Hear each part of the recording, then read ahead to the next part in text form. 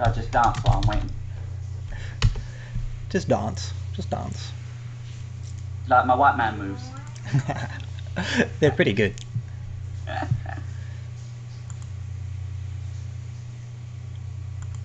feel like, did you ever watch a Goofy movie? Yes, it's been a while, but yes. Yeah. So do you remember the Bigfoot in that? Yes. Yeah. So he was dancing when he had like this little like earphone thing on. He was listening to an old cassette player, and his little dancing was just. I don't know why that sticks in my head, but I just remember that. That's how he grooved. That's pretty how he cool. danced. That's pretty cool. Maybe I could relate. That was the only rhythm I could keep going as a kid. Yeah. Right, shall we start? Yeah, definitely. Great. Well, hey everyone, welcome to Xbot and Pony. We are trying out something a little bit new today.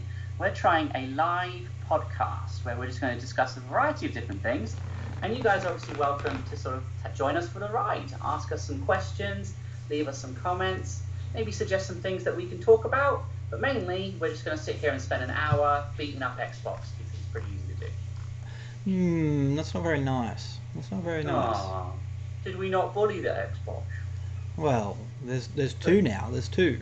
We need to discuss that later. There's the Xbox Series X, and then there is the Xbox speaker. The speaker. Who doesn't want an Xbox Series speaker? You know what? I like the design. I like it. It's a bit. I like the design. I don't like the black grill, but it is what it is. To be honest, it's probably the better design out of the 3/4 we've got so far. I think so. It's more looks more like an Xbox One X, I guess. Very similar, but it's very basic. But I still think it's probably the best design we've got so far. To be honest, I think most people are going to be shoving these things behind their TVs or in their. We don't really care what they look like now. It's part of the build-up, but it is. It's going to be the games. I mean, they're lacking one feature. They need this amazing feature that they're missing. I can't believe they don't have a handle. I mean, why don't they have a handle? A lunchbox handle. Exactly. Yeah. I mean, the GameCube had it. It was perfect. Well, we will get into Xbox, Nick, but first of all, just to start everybody off, what have you been playing this week? What have you been enjoying? A little bit of Tony Hawk's Pro Skater HD. Amazing. How good is amazing. That? Right. I got the skateboard, I got the deck, I got the collector's edition. Oh, nice. What deck did you get? I got the red one. I ended up with a red colour. So there's red, purple, green, blue. There's heaps of different colours on top that are kind of like spray painted. They look, which is pretty cool. Really good. They did put a lot of effort. Not like the last one on 360 that come out. They put a lot of effort into this, and I wish some other unnamed company would put this much effort into their remakes, remasters as well. They've just announced that it's the quickest Tony Hawk game to hit 1 million. They've already hit 1 million sales. And you know what? Rightfully so.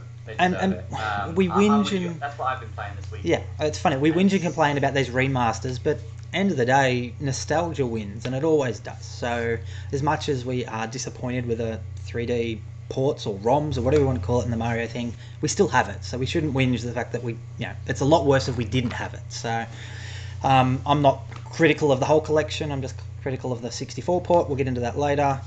The way it's done is amazing. I've had people complain, but the music's not there. Put Spotify on in the background with the original soundtrack.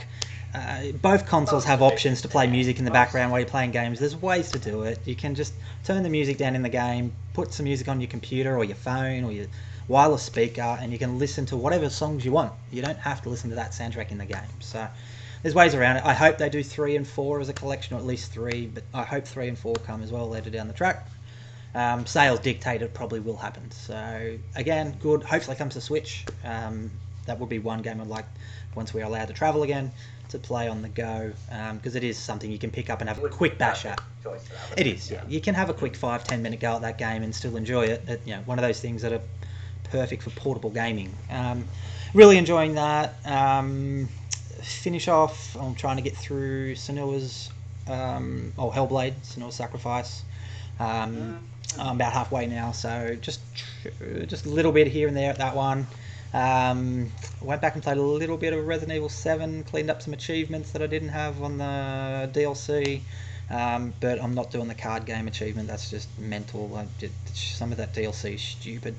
So I think I'm finished Resident Evil 7. So I get to move on to 8 next year, which, well, it's not 8, it's Village, which is exciting. Totally not. All right, we put the 8 in the logo, and we're going to highlight that it's in the logo, but it's not 8. But it's not 8 now. But it's not 8. I don't think. Call it 8. I don't think. Call it 8. I don't Why think. you call it 8? I don't think they know what they're doing. Sometimes Capcom, they just there's communication issues there. But again, I will play that game. It does look okay. Not what I want from Resident Evil, but it does look okay. So, and that's pretty much about it. How about you? Kind of similar to you, really. So I've been playing Tony Hawk's as well, which is just, it's brought me right back to being about 15.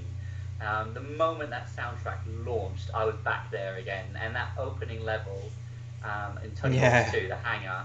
Oh, it's so good. It's so beautiful, and it was exactly what I wanted out of a remake. It felt like the original, but just polished and prettier, and the controls were just a tad bit tighter. Yeah. But all the moves came back. It was that muscle memory. It came straight back. And it was great fun. And there's a mate and I, we were playing online together, and we were unlocking things over the week. Nice. And we've now 100%ed 1 and 2. Oh, wow. Less than a week. That's so good. But you're going to make fun of me for this one, because I know you do, and I can't be help it. But I may have cheated. Yes, but this time you didn't spend money for the cheats, right? You didn't spend DLC unlock in Resident Evil 2. I recall that was the one. Because you couldn't finish Resident Evil 2 without having your handheld with a rocket launcher that you paid for. No, but remember when cheats were button codes? By turning on the cheat that means I can't fail. Well, I haven't done that yet on the remake, but I used to do that back in the day. I mean, who didn't? It was on the menu when I loaded the game. I seen that. I was like, what? I can. It's there. It's like, oh, okay. Well, at least they're not charging us for button codes like they do these days. Remember it was button codes? You just press button codes. Yeah. The old Konami code and. I'm really enjoying that. Really enjoying that. But the big thing that I really enjoyed over last week actually was playing with you. Yay! We did. It's up on the screen at the moment. I've got a little, obviously you're not looking at our live stream, but I've got a little Neo Geo arcade machine up in the background. Oh, lovely. Because so that's what we played. So a bit of backstory here. A little bit sad at first, but hopefully, you guys will understand it a little bit. There's a really close friend of mine who, unfortunately, he died in the last few months. And he and his family left me some of his games, and he was a big collector. And one of the things that he passed on to me was a Neo Geo console and a Neo Geo CD console. So two things that I remember playing with him back in the day, but that was a spot that would never exist in my collection. Like that stuff was just too expensive, too out there. Like there was no way that I would ever get to play it. And Nick came and joined me last week when it all arrived, and he sort of helped me play through some of these games that I'd either not heard of or hadn't played in what felt like 20 years. And it was good fun. So your first time playing a Neo Geo? It was, yeah. First time seeing one as well. So, well, let me show you guys. Yeah, show everybody. This. But I'm not even sure it will all fit in the camera. It's half the size of a PS5. It's it's enormous, this thing. It's so big. Absolutely huge. The cartridges are massive. Well, if I show you. So, here's one of the ones that we played, which is a shooting game called Alpha Mission. Hard. It was fun, though. I liked it. It's very hard. It was challenging, yeah. Yeah. Already the case is huge, but the actual cartridges as well. Oh, they're huge. Oh, they're huge. I know. Look at that. So, they're pretty hefty. Yeah. Well, that's how you impress the ladies, right? Hey, ladies, check out the size of my cartridge. Yeah, just don't show off your Switch cartridges. Yeah, you had to blow on it first before it was You turned do, on. yeah. I'm sure that's not PC anymore. Definitely not. What did you think of the Neo Geo? Fun. So I have played a couple of games on the Wii because we had a few emulators come out from Nintendo. Pushed the Neo Geo a fair bit on the Wii U. So that's probably my first experience, I'd say, with Neo Geo games. And as we found, there's mostly King of Fighters and the Samurai Fighters and a lot of fighters, which is fine. Metal Slug and some shooters. So it's very Asian market type games, arcade games. But a lot of fun. There was a couple of average ones and a couple of really good ones. Yeah. It's taking my whole hand to hold this thing. Yeah. And the inside, there's actually two boards. They actually have two boards. See that, guys? Two. Yeah. Not one like the old Segas and Nintendos. Pretty weird. And then we tried out the Neo Geo CD. We did. Which, you would think, CD drive is probably a bit more compact, right? Of course. Like the old, it has to be. Yeah. Dreamcast, Mega CDs, any PlayStations are pretty chunky, I suppose. But here we go. Oh, even bigger. It's huge. It is enormous. Yeah. We're like, how the hell do the games boot? Because it boots up to a CD player to start with, and yeah, that was interesting trying to get going, wasn't it? It was. Yeah. They actually just came in CDs, so a little bit more manageable. Yeah. Same. Lots of fighting games, lots of King of Fighters, a couple of shooters in there. There was a weird platformer that we played there. That was very strange. Yeah.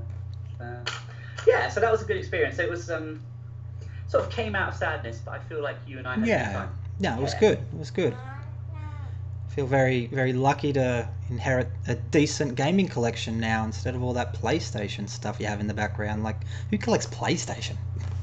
I know. Because you got this amazing Nintendo 64 there. I'm very jealous of that. That Pikachu Nintendo 64, where his cheeks light up and his little footsie is the reset button. Yeah. It's that's pretty special. That. It's very pretty. No, I'm not complaining. No, not at all. No, and again, so a week ago there was 2 shelves in there. Now there's 4 shelves. So you've inherited a very good collection. Don't tell the wife. No, she's been unbelievably understanding of all of this. Very, very understanding. Yes, there's certain rules in place about travelling and saving for homes instead of buying gaming collections. Somebody has to slow down a little bit. Yes, exactly. All right, well, shall we jump into some of the topics that are being discussed at the moment? So definitely.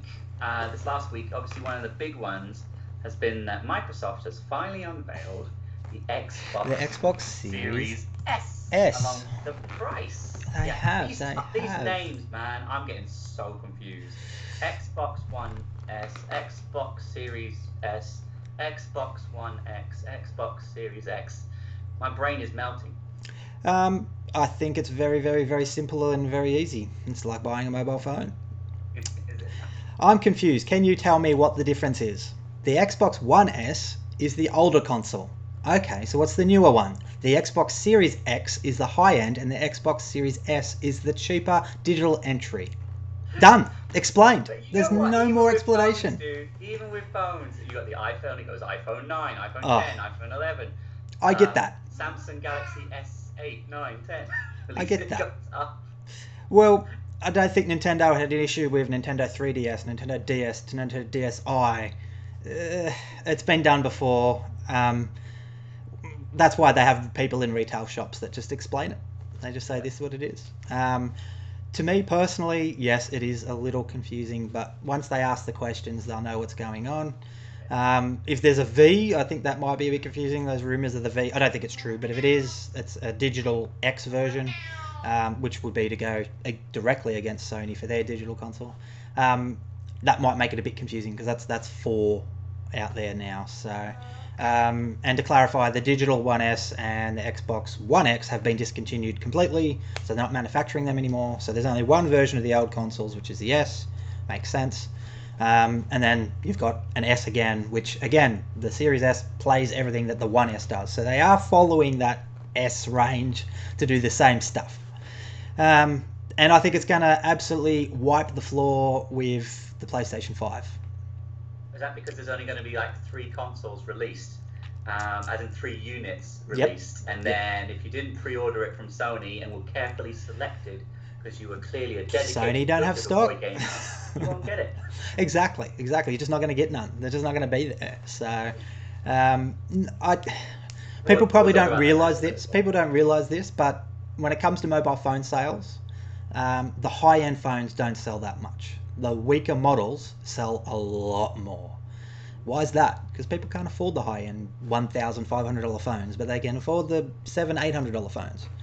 Apple and Samsung sell a lot more of their lower-tier phones than they do the higher end. And I guess that's what they're kind of pushing here. I'm not a fan of a digital-only console. It's not something I would do. As much as it saves you money initially, you've got to buy games digitally, where you pay $69 for a game on disc, or $79 worst case scenario, and online they're $99.95. There's no ifs, ands or buts. Yes, eventually down the track the digital copies are cheaper, but not initially. So it comes down to whether you want to be lazy and not buy a disc, like my brother. He doesn't. He'll buy single player games on disc, but his FIFAs, his Call of Duties, anything he knows he's going to be investing hours and hours on, he pre-orders it digitally at the full cost, because he knows he doesn't have to get up and change the discs, and he knows he's going to get it nice and early, and he doesn't have to go to the shop and buy it or anything. And a lot of people like him. They do want a digital console. Not me. Well, let's talk about that specifically in terms of the Series S then. Right? Yes. So talk me through it. Tell us what's the pricing. Okay, what's so details of the console, and do you think that's going to be appealing to a potential customer? 100%. I think it's going to appeal to a lot of customers for multiple reasons. We'll get into that. So originally we had an Xbox One S digital, and everybody went, huh? And Microsoft released the price, and it was so expensive, and I myself thought it was stupid. I just thought it was dumb. Too early, which we've seen them before. They jumped the gun a bit. Apparently the sales for that were really good once they initially dropped the price and they realised they were a little bit too high. So there's a lot of talk about how silly it was. Sony's now announced one before Microsoft did, even though we knew about Lockhart Series S before. So they've announced both consoles November 10, pre-order 8 a.m. worldwide. And American, you're looking at $299, which is incredible. That is a really good entry price. But of course, you are missing out on features. You're not going to get the same features as the Xbox Series X. You're going to miss out on 4K. That's the main thing. They're pushing it as, I should say in Australia as well, it's $500. So $299, $500 is a little bit extra than I thought we'd have to pay compared to conversions with the One S's and the One X's, but it is what it is at this time. It's a brand new console, not a mid-season launch or refresh. So $500 is pretty good for an entry-level console. The X is $750, so $499 American, which we all expected it to be. That seems about right. And that's right. I wouldn't complain. Obviously, we'd want it to be cheaper. We always want everything to be cheaper, but it's not $599, so it's a good price point. Considering the tech in the console and under the hood, it's really good. It's a full RDNA 2, which if anybody's a tech head knows that, with possible RDNA 3 features. It's really, to get all of that into that box, that small, for that amount of money, any PC gamer, they'd be paying $3,000. And I'm not joking. I'm talking Australian here, around $3,000. And that's not talking about the SSD and all that kind of stuff. That's so expensive. So we are getting a proper next-gen experience here. I still don't think we're going to see it this year. I don't think it's not going to blow anyone away this year.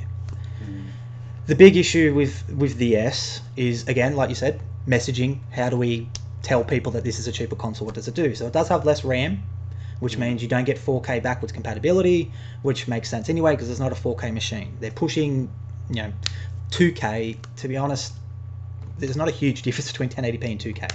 Our eyes can't really tell the difference. Most people tell you they can't tell the difference between 1080p and 4K. The difference really is HDR. It's these new features, HDR, ray tracing, all that.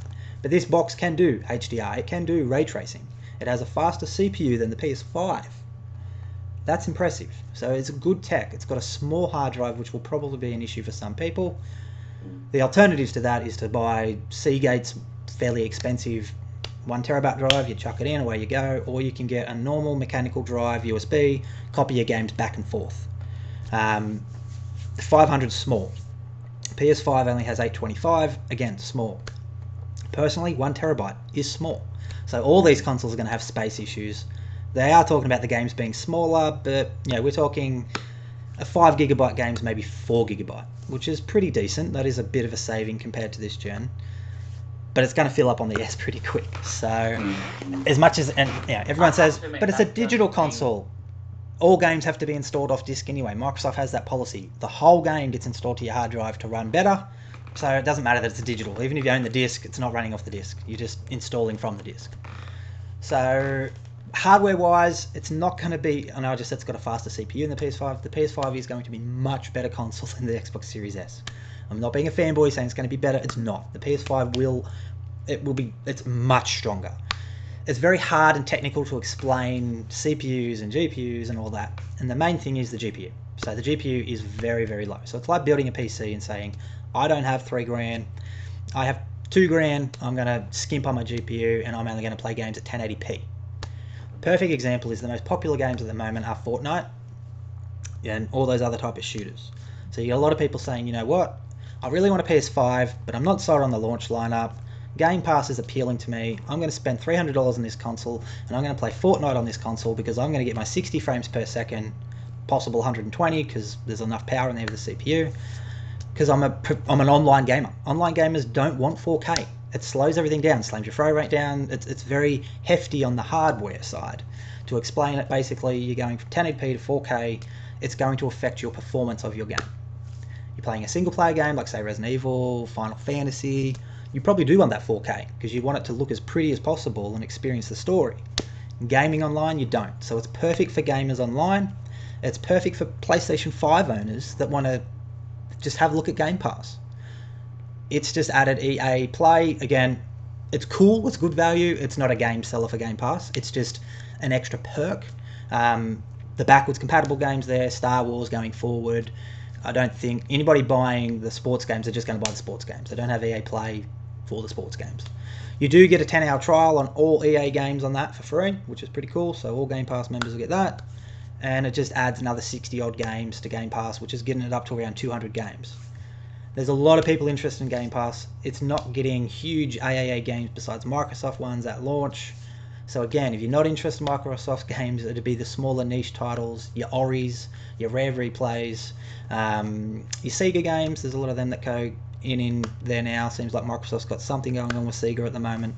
I'm sure they'll announce something big for Game Pass soon, like a third-party game going straight in, and that's going to be the push. Buy this $300 console with Game Pass, put it towards those people that can't afford an Xbox Series X and a PS5, because what are we talking? Thousands of dollars here. No one really going to have that sort of money. Even if you're not traveling, you're not going to have that sort of money. So they'll aim it towards the budget.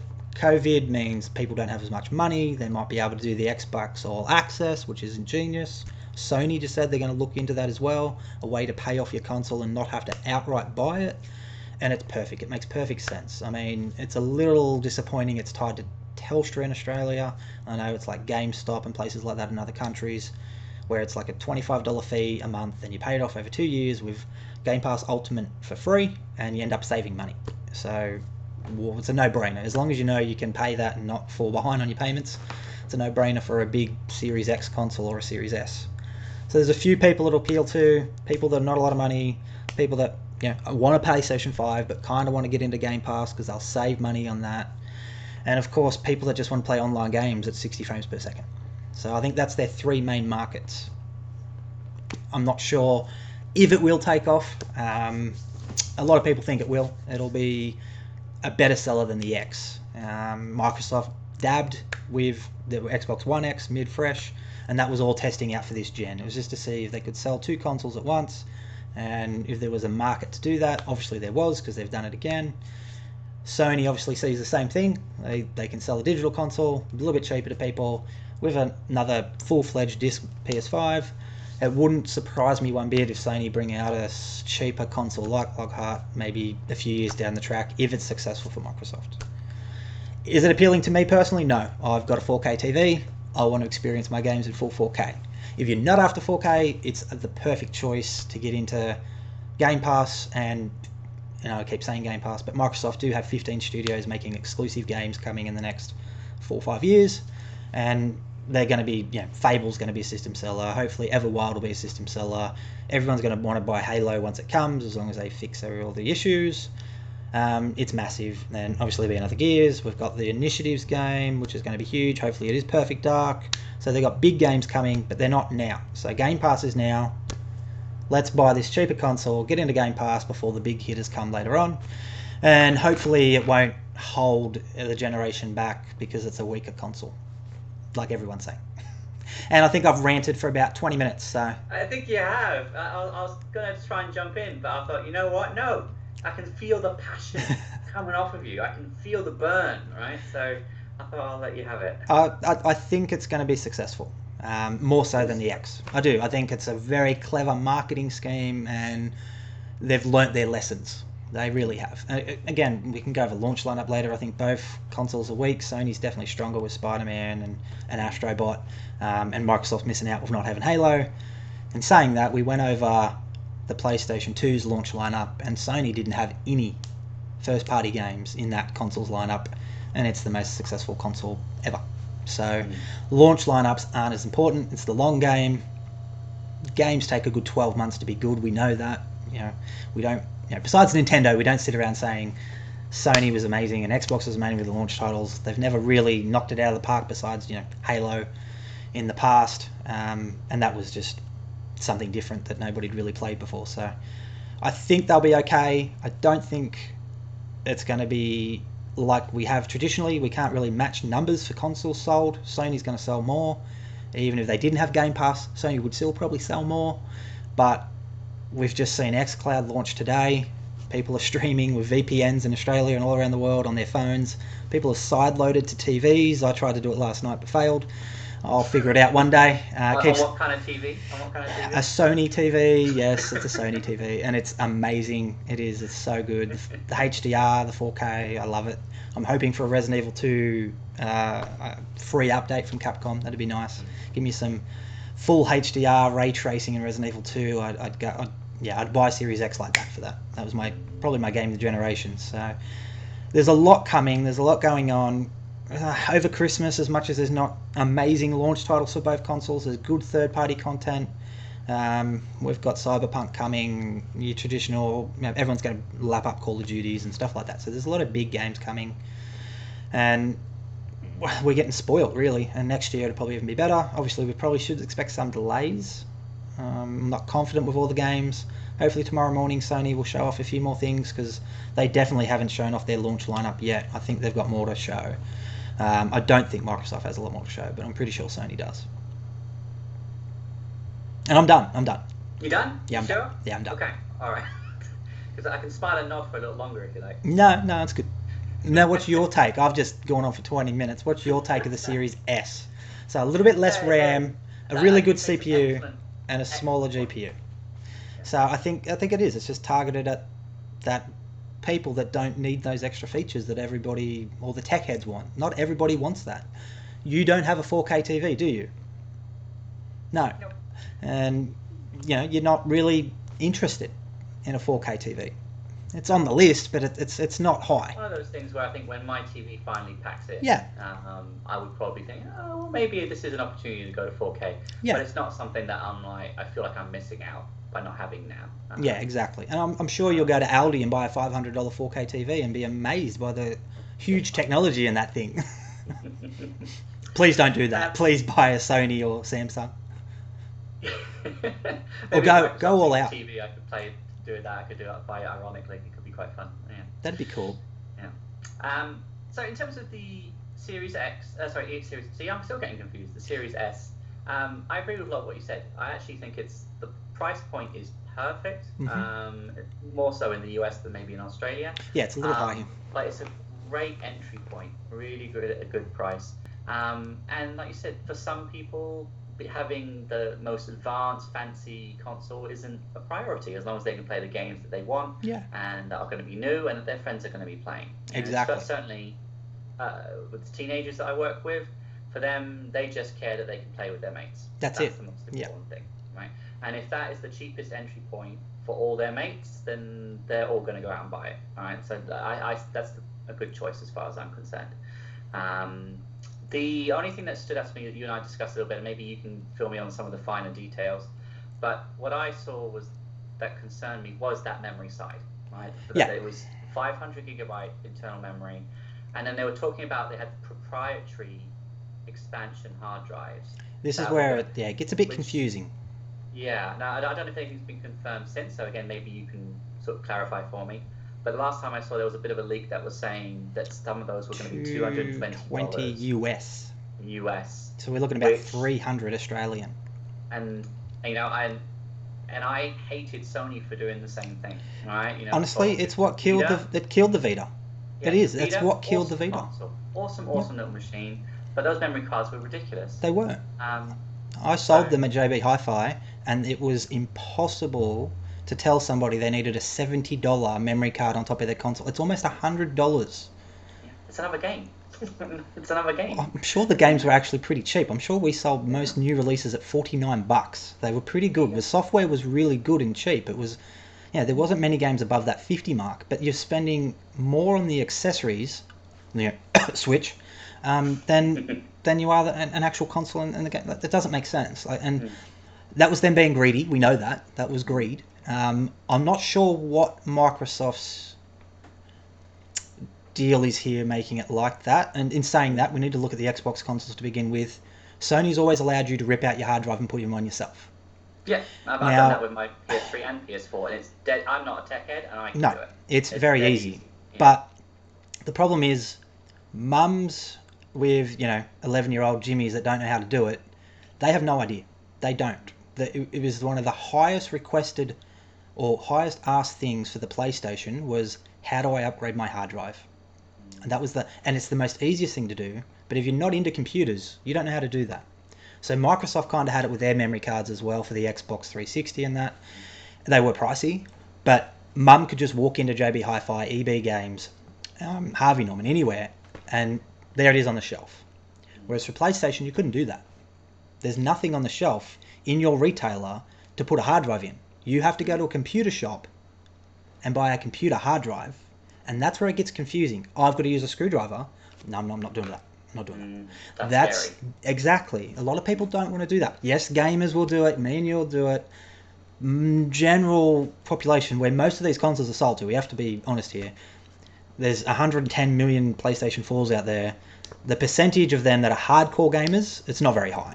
Most of those are general kids that are young, that want to play Fortnite, want to play Call of Duty, and the mums are the ones forking out the money for this. Mums and dads are the ones forking out the money for this, and they don't know squat about it. And we're seeing that again. Again, I'm not agreeing with Microsoft here at all. I'm not. If that price is real for that, that's harsh. So both companies are going to allow us. I don't think 1 terabyte is big enough either. So 500 is definitely nowhere near it. So 1 terabyte, in my opinion, is too small. PlayStation is 825, which is a bit weird, but we know why. They have gone for a much faster SSD that isn't even on the market yet. You can't buy that. And that's another issue for Sony. So they've said to upgrade their hard drive. We don't know if you need to remove the one that's in there and put another one in. There's another space. We assume there is another drive bay, but they haven't confirmed that yet, which is weird. You, again, need to go to a computer shop. But this is the kicker. You need to buy an SSD hard drive that meets the specs. So how do you explain to average Joe, how many people are going to get on eBay and just buy the cheapest SSD they can, put it in their PS5, and it comes up too slow? You're asking potential customers to buy a console that's what? Did we say it's $299, right? For the series. Yep. And then to buy a memory card that's $220. It's almost like you're buying the console again. And if you've bought the Series X, which is $499, yep, and you're asking someone to buy something that's half the price of the console again, so that you don't have to keep deleting after 5 games, that's a big ask. It is. Or is this the clever thing where it's like, okay, well then don't buy new games and install them because you can get Game Pass. Is that you can stream, you can delete, you can transfer. Both consoles are going to let you transfer to a normal mechanical drive and then transfer back. Some people might have fast enough internet where they can just go delete. If you're a PC gamer, and I know my brother is in that, and they have an SSD, SSDs are really expensive. So if you think this one from Microsoft's 220, I'm telling you now, the PlayStation 5 SSD to meet those specs could be more. It could be $300 US. We have no idea. And you're not going to want a 500. You're going to want a 1 terabyte or 2 terabyte. And you have to buy this drive that is very fast. So if you were to just do a quick Amazon search for an SSD drive with the highest speed available now, they're around that price. And the PlayStation 5 is going to fit what? Maybe 4 more games than the S? So you're spending $800 and then you got to go spend another $300 again for a memory card. So all consoles are in the same boat. The S is worse because it's only $500. But $500 to $800, that's not a huge difference. That's $300. So Call of Duty is probably going to take up that extra space. Warzone's over 100 gigs, isn't it? It's up to 200 gigs now, Warzone. Is it really? 200. Yeah. So you can imagine if you are on an S and you're playing Warzone, that's going to pretty much your Warzone, your FIFA, and then maybe 2 other. You're right. You're going to get 5 games on the S. How the speeds go from transferring to mechanical drive back, I don't know. Downloading's pretty good on Xbox. Again, in Australia, not so great. We're pretty low here. It's going to be an issue for all the consoles. More so, S, then Sony, then Microsoft. The 220 is ridiculous from Xbox, considering we're not looking at the PlayStation speeds. It's just a normal SSD with decent speeds. We don't know that's confirmed yet. We're acting like it is confirmed. I hope it's wrong, but it wouldn't surprise me because it is Seagate. It is proprietary. They did announce that they're hot swappable, which is good. You don't need to do anything. You can just pull a drive out and put another drive in. And not that many people are going to be able to afford 2, but it is good that you can do that. Sony's going to be a little bit harder. I believe walking into a JB Hi-Fi and EB Games and saying, I want an Xbox, also need a hard drive. The salesman's going to go, we don't sell them. You need to go to Amazon. You need to go to your computer shop to buy a PlayStation 5 hard drive. That's bad. That's confusing. It's very confusing. In saying that, it hasn't hurt PlayStation 4 sales, but they've always come, well, besides the 500 gigs, they've refreshed and they've been all right. And it still was the highest asked question for the PlayStation. The highest asked question on their support online is, how do I upgrade my hard drive? When it's videos on YouTube and everything everywhere. It's confusing for everyone. So everyone's doing something different. And as a Switch owners, how hard is it with memory on a Switch?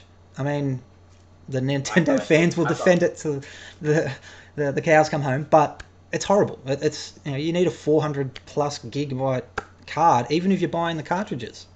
I prefer to go all digital on Switch. I don't think there's a point in buying cartridges when you've gotten 8 gig on there, then you're downloading 20 gig. What's the difference? I think these consoles, to shorten it a bit, we'll keep dragging on a bit. Yes, it's bad. You're right. It's going to be confusing, but the fact that they can just fork out money then and there at every retailer, and they just plug it in. You just plug it in. It's right there on the side. You just plug it in. Whereas with the PlayStation 5, you need a screwdriver, you need to go to a computer shop, and you need to make sure you meet the speed. I don't know how Sony's going to convey this message to consumers about meeting the speed, because they're pushing this SSD hard drive as the best part of their console, so they should. How do you... I don't know. How do you tell the general consumer to upgrade your hard drive, you need to meet this speed? Because it's not something that's really advertised on a hard drive, on any hard drive, is the speed of the drive. You need to be a pretty much tech-head PC dude to know the minimum speed is what you need for a PlayStation 5 to work.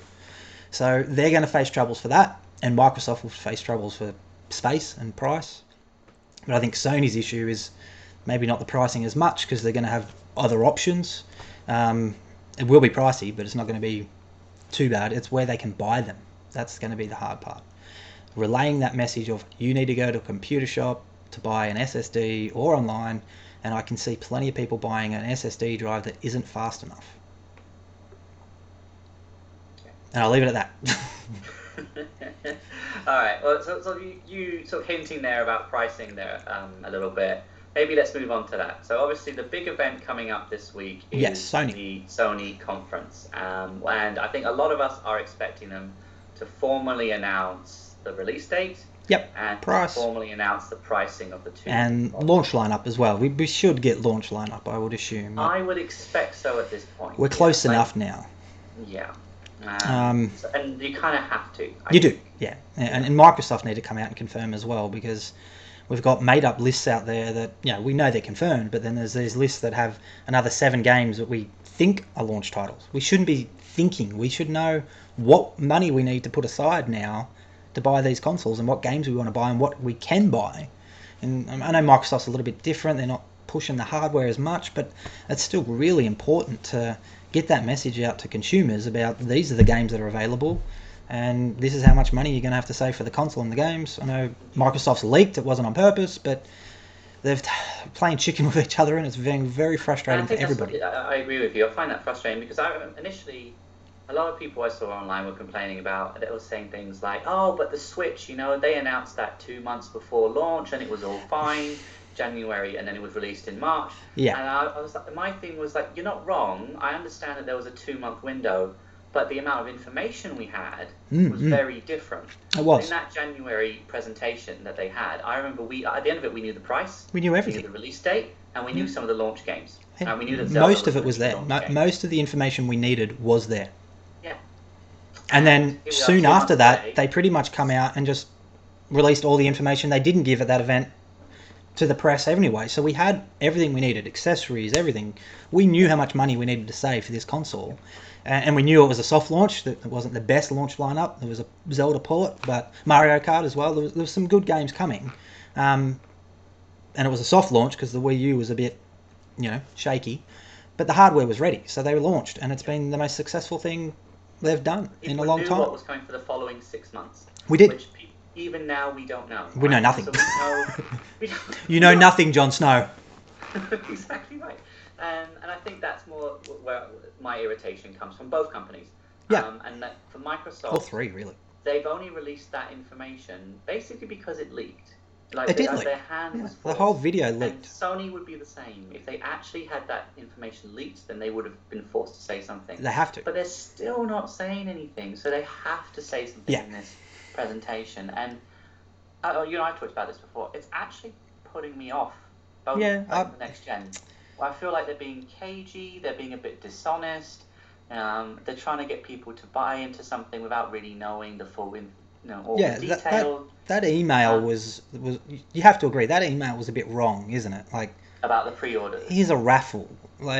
And I get you rewarding loyal customers and stuff like that, but you shouldn't be. It should just be, here's this console, this is how much it is. We want all our fans and non-fans, we want those Xbox players out there to come over to our side. Not, hey, we're going to give a few away to some people with good trophies. It's a bit, like you said, it's not consumer friendly, whatever we want to say. It's just not the way that should be done. It comes with arrogance. Freaking out and thinking, I'm not going to get this. Well, and then it turns out that the only launch title was Astrobot and then Spider-Man 2 months later. And that's it. Yeah. So, the launch lineups are rather weak from both companies. They're being very cagey on that as well. And I know there's circumstances with COVID in that, but I mean, Sony's been so mum on everything. It's just holiday. Whereas Microsoft will just, here's some free updates for Gears, Sea of Thieves and everything, and they're coming day dot with tactics, and so there's a few, they trickled information out. It was frustrating still, but they trickled it out. So Xbox fans, and you've been pretty frustrated with me as well, sending you news, but if there was Sony news there, I'd be sending that to you as well. There's just nothing from Sony. They've been so quiet, and I think it comes with arrogance, that they're confident, they have that market, they own that market. They're probably not worried too much about the market share. Maybe these pricings on the consoles might worry them a little bit, and they might even have changed their pricing for tomorrow. I mean, we've seen it leak on Amazon Japan and get taken down very quickly at $5.99 November 20. I think they might change that. We've seen how $5.99 console launches go. Yeah. We can't get 3 in a row. It's not going to, Sony did it the PS3, Microsoft did Xbox One, and that was bad. Sony recovered, Microsoft hasn't recovered. We know that. So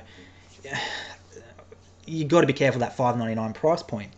The cooling system, the SSD, it can put it up there. Maybe it'll be a little bit less. I don't know. We're just gonna have to wait and see. What are you laughing at? Do you actually breathe? Oh, yeah, I can breathe. I'm a little bit excited. I'm probably not going to go buy one at launch, but Excitement. we're getting closer. I'm excited for tomorrow because we'll have the information we have, and I can do my little spreadsheets and my little graphics, and I'm excited for Sony. I'm excited to know what the price is, and it's not I want them to be really expensive so I can go, oh, Xbox is cheaper. I want to buy a PlayStation 5. I don't want to spend $900 on it. Okay. Out of all the launch titles, Spider-Man is the one I want. Out of all the lists and those games coming out on both consoles, Spider-Man is the one I'd only want day one. Can I talk now?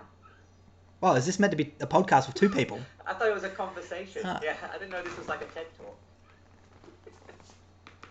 Zip. Oh, Nick. No, I'm alright. I'll shut up a bit. Like you said, you're just excited. I'm a little bit excited. Of course, there's nothing wrong with that. The year that has been, it's pretty exciting. It's pretty exciting. 2020 has been a sort of year where we need something to be excited about. We do, yeah, we do. We need something to distract us from all the horrible stuff that's going on. Okay, so the only thing that I'm seeing here is a little bit of parallels of a few months ago. Alright, is where I remember everyone was going, "What's Sony doing?" Microsoft was giving all this information regularly on blogs and Twitter announcements and things like that, and people were like freaking out. They're going, "What's Sony doing? Are they confident? Are they not ready? Blah blah blah." And then they dropped their conference that they did. Was it back in June? Everybody was happy. It was sent shockwaves. It surprised everyone because they weren't expecting that digital version. They showed loads of games. They clearly been listening to the other companies and what they were presenting, and showed a bit more gameplay. Not loads, but a little bit more. It was around. And then it was they pretty much went back into their cave, and then they did, yeah.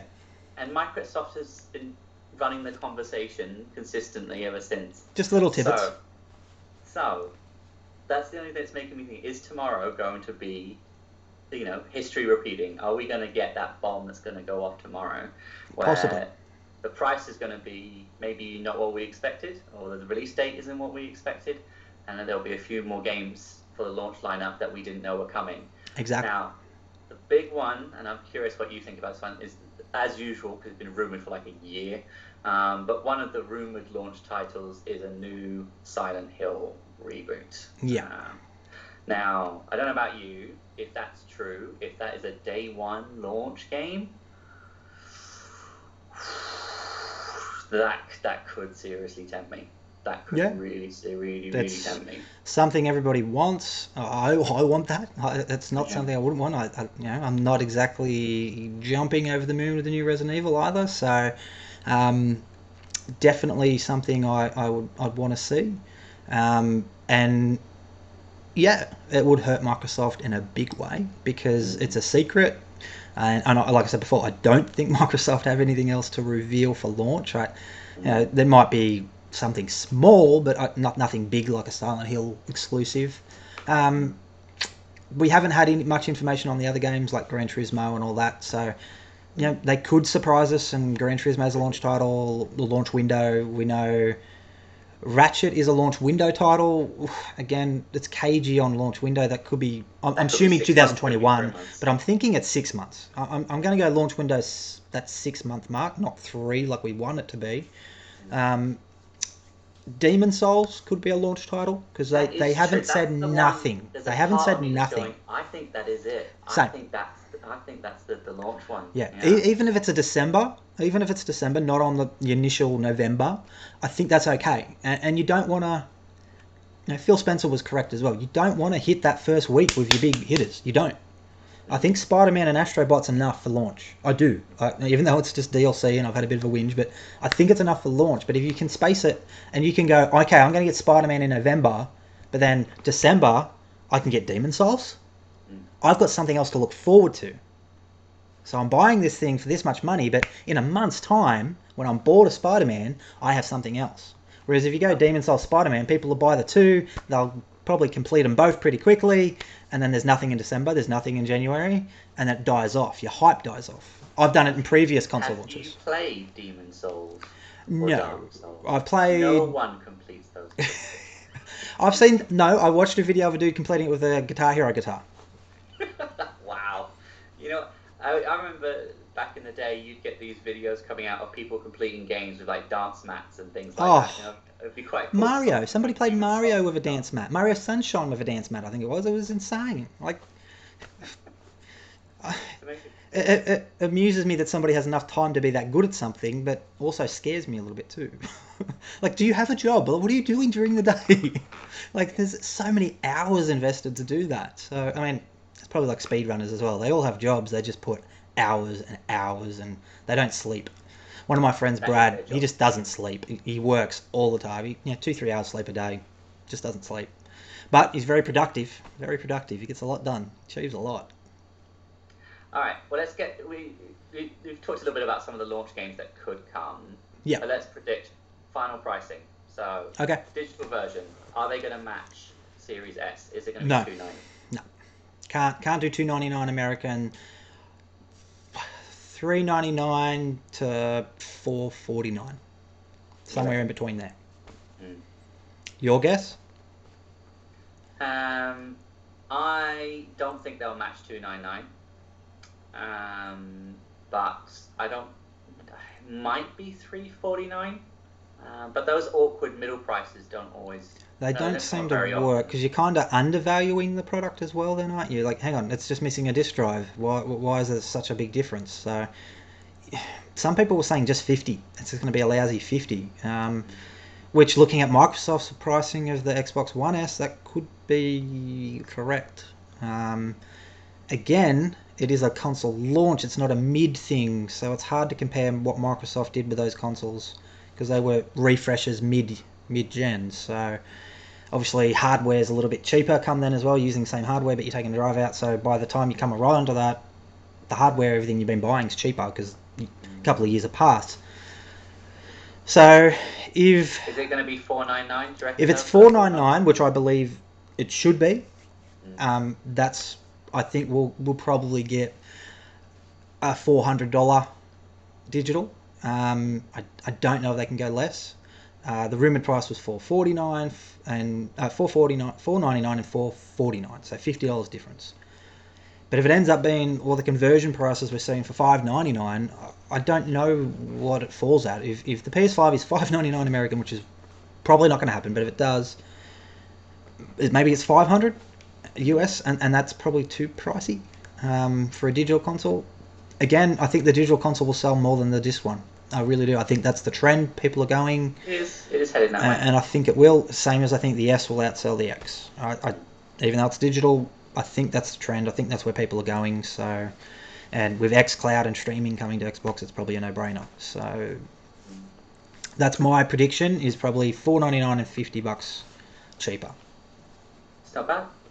What I would love is if it was a bit of a callback. This whole presentation tomorrow is just a callback to that first E3. I don't know if you ever saw this footage. I have, yeah. Sega came out, announced the Saturn, and I might get my numbers wrong, but I think they said it was $399 or $499. I think it was $499, yeah. Yeah, it was pretty steep, whatever it was. And the executive from Sony just came out, walked up to the microphone and just went, $299, and then walked away. That's it, yeah. Right. And that wouldn't have been pre-rehearsed. That would have been on the spot. That would have been, this is all we got to do. Just say the number and walk away. So that's what I want. Tomorrow, I don't want a 40-minute, conference. I want Mark Sony to walk out onto a stage, walk up to the microphone and go, $299, and walk away. That'd be so good. I will bring up, because that's the one thing we didn't mention about Xbox, which we'd never seen before, is the pricing was not RRP. The pricing was ERP. Now, ERP stands for Estimated Retail Price. I have never seen a company ever put up an estimated retail price. So I believe they are covering themselves, and they can drop even further, maybe not on the S, but maybe on the X, if Sony match it. It would not surprise me. They might not. They might just leave it where it is if they're the same. But if Sony comes out and goes, "Oh, the PS5's $399, we're going to lose money on this thing because we love our fans," so Microsoft might be able to come back and do something. But very curious that they'll go ERP, estimated retail price for all countries. Estimated retail price, not recommended retail price. Yeah, I'm with you. I'm not anticipating a massive difference. No. I expect them to be $499 and $449. pretty much where I'm at. I'm hoping $399, the 400 US mark for the digital one, because it puts it more affordable initially when you're thinking about it, because you are going to be spending more money digitally on new release games. So they need to market the digital consoles like Microsoft had this time and say, yes, we're going to make you save money initially and a fair bit of money, not just a little bit of money. Well, let's complete the hat trick. We've talked about Xbox, we've talked about Sony. Let's finish off with a bit of Nintendo before we call it a night. Yeah. Now, the big news, obviously, this week is that Super Mario 3D All-Stars Collection is coming out on Friday. It is Friday. You would think people would be really excited about, but it would appear that there's some displeased fans. Yeah, some are very, very happy. Some, like Scott, believe that games shouldn't be redone at all. They should just stay in their original frame rates and not have better graphics because they're classics. You're wrong, Scotty. I hope you're sending him a link to this. Oh, I will. I'll send him the timestamp as well. I've played Mario 64 on the PC. Naughty, I know. And you showed me the recent patch, version 7. It's got a free camera. It's got Mario done up. It is the perfect way to play Mario 64. Playing it on the collection on Friday is going to be disappointing if you've already played the reverse-engineered PC version. It's how Nintendo should have done Mario 64. In saying that, I did say last week to you, it wouldn't surprise me if these 3 games are just running on emulators. And today, they're all running on N64, GameCube, and Wii emulators. The good news about this is hackers are probably going to be able to put other games into these ROMs or these emulators, other ROMs into these emulators, and the hacking scene is going to go crazy on Switch with, which we've already seen, GameCube games, N64 games, and possibly Wii games. Naughty. I don't know why Nintendo would just make it so open. I mean, somebody opened up the image and there was a GCM file. If anybody knows, in the modding scene, GCM stands for GameCube ISO image, and somebody took it out of there and put it on the PC, and it booted up in Dolphin emulator straight away with no modifications. It's cheap, it's lazy, but we have a Mario collection, even if that's for 6 months. We do have one, so you can't complain. We do have one. They have given us these games, and potentially with hacks a lot more. In the N64 emulator, we noticed today that Perfect Dark was listed, which is strange because Microsoft own that.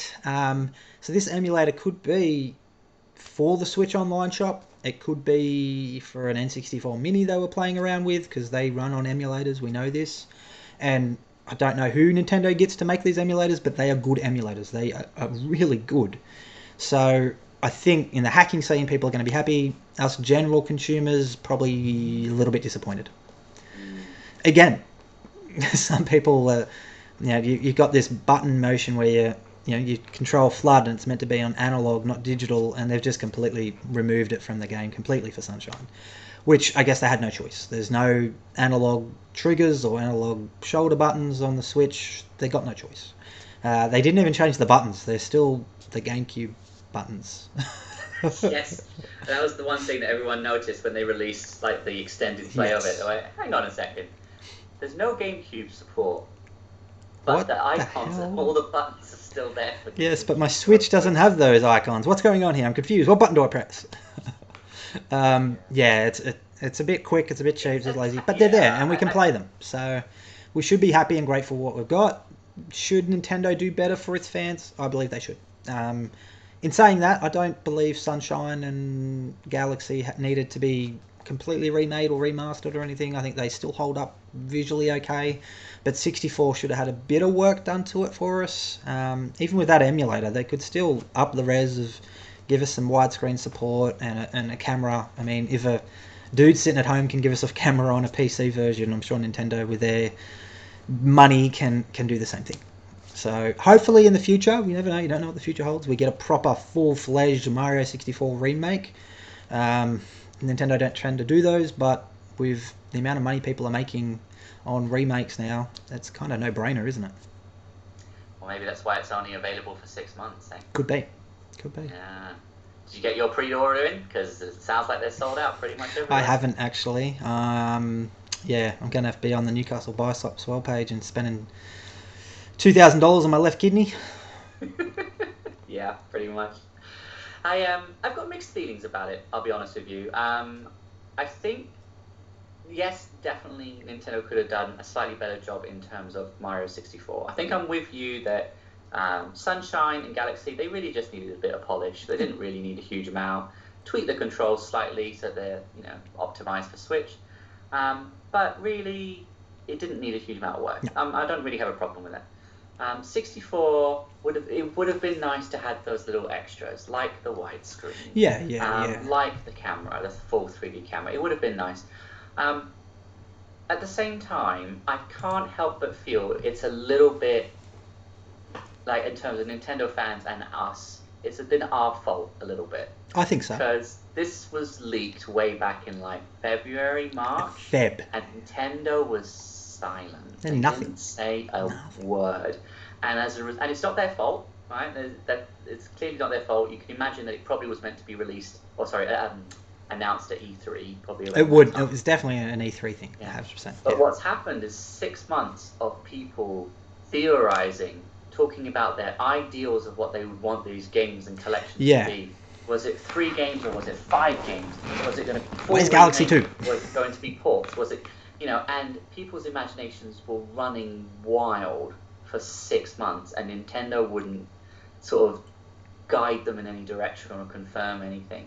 And when it's finally revealed, everyone's expectations just weren't hit and couldn't have been hit because they've been going wild for too long. Yeah. So I think they were in a bit of a lose-lose situation. Yes, they probably should have done more work on it, but they couldn't control people's expectations either, and their imaginations. I don't know. What do you think? I agree. Mixed feelings. I think you're right. There was too much time for people to theorize. What's going on with Mario 64, and that was the big talking point. It really was. Everyone was really talking about Mario 64 because it was such an amazing game when it was released, and I guess we are missing proper remakes. I mean, they've ported Metroid and stuff like that, but it hasn't been a little bit of widescreen here and some 5.1 surround sound and some waggle controls, but they've never really done the whole visual thing. I think the best they've probably done would be the Zelda game that we got recently, and I guess Ocarina of Time 3D was probably a bit of a remaster, remakey kind of half because they fixed glitches. They put some effort into that release, and it was really good on the 3DS. Even Mario. Return, yeah. So that's a remake. That is 100% a remake. And I know Nintendo didn't do it themselves; they got somebody else to do it. But we've had Skyward Sword, and they're not probably remasters, but there has been a couple of technical remakes, and they sold really well. I mean, I don't know why there isn't Samus. More Samus, the SNES Metroids all remade. Like Mercury Steam did a really good job with that one, and they sold money. Nintendo said it outsold expectations, but we're still sitting here with no more Metroid 2D remakes or remasters or anything. So they just keep shelling out the same stuff and buy the ROMs, buy the SNES ROMs. They could put a bit more effort in, even if they outsourced it, and we will throw money at it. A lot more money than we do. That's the downside, isn't it? Now, we're teaching them a lesson. We're teaching them that if you just put the ROMs out, it's going to sell out. And if you tell us that it's for a limited time, then it's definitely going to all disappear on day one, and people won't be able to get hold of it. You're teaching them that they don't need to put that effort in either. Yeah. Which is a bit disappointing. Yeah. Well, hopefully these ROMs aren't downloaded off the internet like previously. Oh, yeah. Does it count? Are you really pirating your own stuff if you download it off the internet and put it into a game and then start selling it? I don't think so, because you own it. You own it, even though it's got somebody else's code in there that uploaded it on the internet. Technically, you own it. It's your property. You're just downloading something that somebody else put up there illegally. So I'd like to know who got in trouble for that one, because I'm sure they lost their job. I'd like to know who made that decision. Oh, yep, I just downloaded one off the internet quickly because it was quicker than getting the one from the back room. I'm sure data miners will tell us a little bit more about that collection. The main menu has Galaxy 2 music. Nobody's found Galaxy 2 on there yet. In saying that, if it's a Wii emulator, maybe they could just drop the Galaxy 2 ISO in there and it boots up. Maybe it'll be DLC or something, or maybe Wouldn't surprise me. they'll remove it from the shelves in 6 months, and then they'll release an Ultimate Edition. Yeah. Like, do you remember when they did They Super did. Mario All Stars and Plus World. Yeah. Super Mario 3D All Stars plus Galaxy 2. 3-month release. And people will buy it all over again. People will pre-order it and chuck it on eBay for triple the price. I'll buy it all over again. Because it works. It works. Okay. It does. It makes money. But you know what? If you were talking about wanting re-releases or remakes of some of the other games as well, the thing that crossed my mind as well is this year's obviously the 35th anniversary of Mario. But next year is the 35th of Zelda and Metroid. It is Metroid, yes. I keep forgetting about that. So that's where Metroid Prime Trilogy is coming out, right? They're just holding it off. It's been ready for 3 years, but they're just going to release it next year. Maybe they will finally announce it at the Game Awards this year for 2021. I hope so. Yeah. Come on, give us something, Nintendo. We need more. So Zelda's, I might get some of the dates wrong, but I believe that Zelda's anniversary is like March of next year. So you never know. We might get that rumoured Skyward Sword remake. You know, if they prove or re-release. Yeah. They've proven that they can do it with Galaxy, a Wii game. So in that theory, did pop up. Yeah. Do it with Skyward Sword. Maybe we'll get Breath of the Wild too. I don't think we will. I think that's a bit away. That Hyrule Warriors game is going to have to tie people over for a little while. Yeah, I've seen a lot of people excited about that. Not for me, but I've seen a lot of people excited for that. So it was good. And I kind of said that something like that would probably come. Looking at the list, it probably was due to come out earlier, be announced at E3, and everything's just slowed it down. So it's not like they were going to have nothing. I'm glad they finally. It was predictable, but they gave us some stuff, and I'm sure, hopefully next year we'll probably get more than. Hopefully, it could be delayed to 2022, but hopefully next year we'll get games that we're meant to get this year or early next year, later in the year, and we'll just be spoilt rotten. I'm not sure what else Nintendo's going to have, but there is the Switch 4K rumour. I'm sure that'll come to fruition somewhere along the lines. Yeah. Third-party support's a bit dry on the Switch, so for the big games, not for indies. So maybe it's time to, maybe not next year, or maybe Christmas or the next year after. They're not competing with the 4K consoles though. They're in their own little boat. They're making plenty of money, selling plenty of consoles, and on track to outsell the PS4, which is just crazy. So I'm sure they're doing fine. They're doing fine. The richest company in Japan. I'm sure they'll be right. They'll be fine. Just tad disappointing at times. Like no more PS3 being delayed. Well, I seen that coming. I can't believe they announced that initially for this year because it just didn't seem right. We've seen nothing on Bayonetta, like nothing on Bayonetta. That's nothing literally at all. 3 years. That was Game Awards 2017, wasn't it? That they announced what's Retro working on? I know they're working on Metroid Prime now, but what are they working on before that? The Star Fox Racer? What are they working on? Like, they've got to have something there they've been working on. You don't just have a company that big. Do they sit at 300 employees or something? They're pretty high. You're not paying 300 people to sit around and do nothing. So they've got to have 2 games coming, with Metroid being one and Star Fox or something being the other. Hopefully, even if it's Donkey Kong, who cares? Just give us something from Metroid. Donkey Kong 64 remake. Yes! I'm probably the only person that wants that, but yeah, give me another 5 characters as well and another 5 things to collect. I'll invest the time. Congo. Hey, you've got your Congos there. We'll be set. We don't have to buy any more Congo drums. I finally. Bongos. Yay! When I originally had the GameCube, when it launched, I had one of these. I had 2 sets actually, and they were going really cheap. They were like the equivalent of $5-10, right? At the time. Not here. Yeah. Now, stupid money. Ridiculous. Hey, you never know. All right. Well. That's a bit over an hour. Yeah, I think that's good, man. We've talked about all 3 of them. Now, if any of you guys are interested, Nick and I will be getting up at the crack of dawn tomorrow to actually live stream the Sony event. So feel free to come and join us. Maybe send us some of your predictions. What do you think they're going to talk about? Do you think they're going to have the launch lineup there? We'll find out. Or is it just going to be a guy coming out with a microphone and just going $2.99? $2.99. Walk away. Yeah. That'd be impressive. Yeah. $2.99 for the disc version. Yeah. $1.99 for the other one. Phew. Stuff Series X. Give me a PlayStation 5. Give me 2. With just PS Now, like, upgraded. PS Now, available worldwide, even to places without the internet. Yeah. And the PS Home reboot. Oh, we PS need Home. that. Yeah. Yeah, All yeah, PS5s come with PS VR2 headset for free. Bombshell. Alright, join us tomorrow night. See you guys. 6 a.m. See you at Australian 6. time. Okay, guys. I'm not looking forward to it. I'm gonna sleep in. I'm gonna miss my alarm. No, I'm joking. I'll be up. See you guys. Bye, guys.